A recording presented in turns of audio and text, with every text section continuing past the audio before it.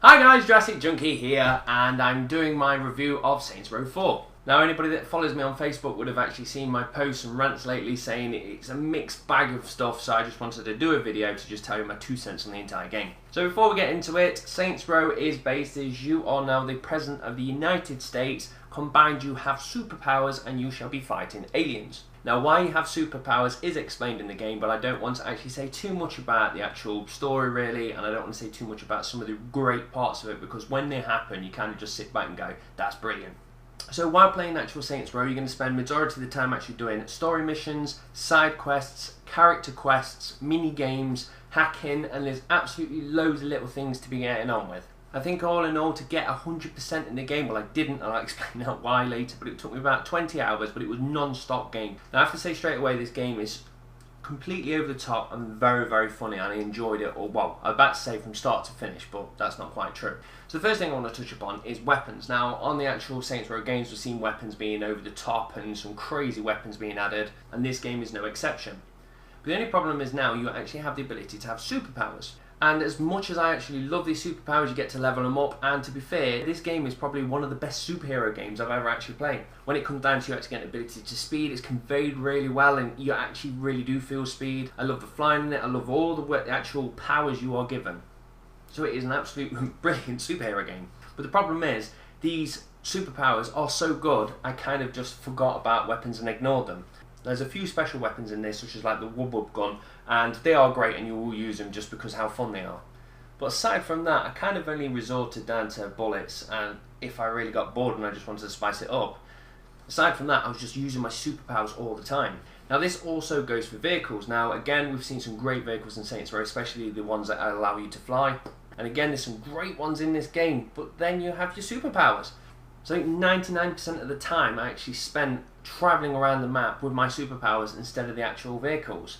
And again, just to change it up, I'd actually jump into a jet or the actual Eagle or something like that just to spice it up, but then I went back to my superpowers again. So the problem with this game, they give you so many good toys, you kind of ignore the basic stuff.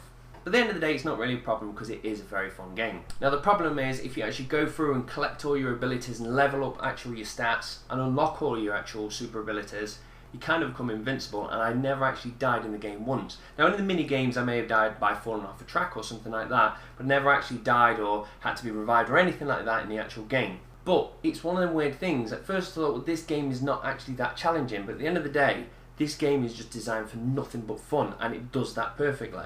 So I wasn't actually bothered, I wasn't tested to the limit of my gaming ability. Then to throw in on top of all that, I think this game has one of the best, if not the best soundtrack ever made, and it's not just necessarily the radio stations. When you come to do particular events or things in the game, they will pick that perfect track that suits the mood and you just go, yes. Now there's some great moments and I would love to talk about them, and I don't want to. I've seen some people talk about it and I was like, no, that's spoiling it, and I just want it to be so when people actually do play this game, they'll be like, yes. So with all that, you may think this sounds like a perfect game, but it is actually far from that. This game is riddled with bugs. Now I've read a few people are getting it on different consoles. Mine was the Xbox 360 and it managed to probably crash my Xbox about 6 times. It actually glitched and my friend had to disconnect to force me to disconnect about 10 times. And also to top it all off, I went for a 100% game, and for some reason it just messed my stats up and stuck at 98% and wouldn't let me go to 100, even though I have actually collected all the bits. So it stiffed me out of a few achievements, and the worst thing was when you really are getting into it and you're having that amount of fun and your Xbox just goes, it's game breaking. But when it comes down to the bugs, I can kind of half understand where it is, because if you actually look at this game, the amount of time and effort that's spent into such as like the character models. So for instance, if you talk to somebody, the way they kind of stand and do all that and do all the funny stuff, there's so much detail in there and there's so much attention spent to actual music and the voice and everything. So you know they've actually sat there and really cooked over this game to make it perfect. But the actual bugs in the game seem to be just them polishing bugs that just need to be fixed last minute. Now if they actually knocked this game back by a month, they could have polished them games and it would have been perfect. But that means Saints Row would have come out at the same time as Grand Theft Auto. Now I know these two games aren't identical, but they are obviously similar sandbox kind of just do what you want games. And the thing is, I love the Saints Row games, but if it would have launched at the same time as Grand Theft Auto, I really do doubt I would have actually purchased it and I've gone with Grand Theft Auto.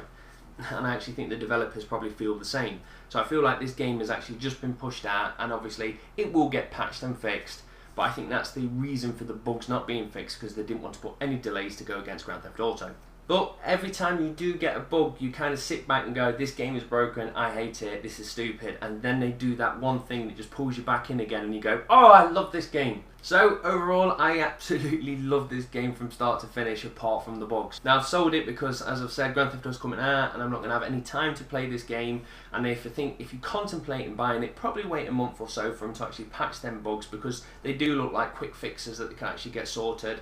So once the bugs have been polished, I think this game is just nothing but a big bag of f***ing fun. So yeah, I didn't really want to go in to tell you too much about the story or anything like that, because I just enjoyed every little last bit of it. And the other thing I want to say is this game plays like every game on the planet.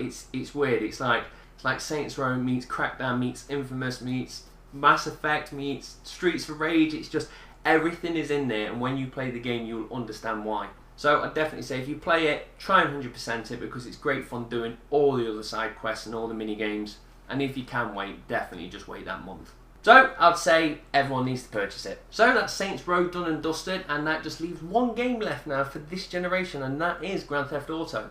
Now, I've sold all my games, I've got nothing apart from Forza and a few things to just keep me tided over. Aside from that, it's going to be Grand Theft Auto, and then that'll be the last of start and finishes for this generation, and then the next generation will start.